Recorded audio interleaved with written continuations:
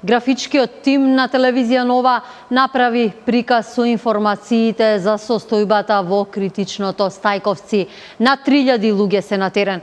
Дел од надлежните служби и армијата, дел волонтери преземаат мерки за надминување на последиците од елементарната непогода која го зафати Скопскиот регион. Со над 300 видови различна механизација, камиони, багери, главните сообраќајници се расчистени, информираат од Центарот за управување со кризи.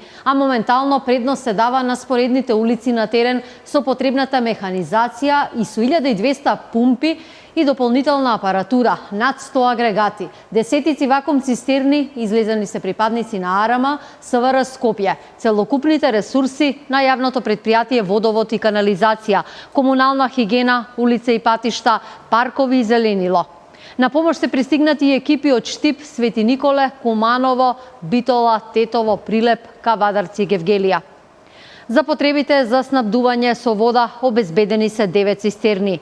Тимови на итна медицинска помош се сместени во основното училиште Кирил и Методи, прифатен центар Партеније Зографски и на пунктот на последна 45-ка во Сингелич.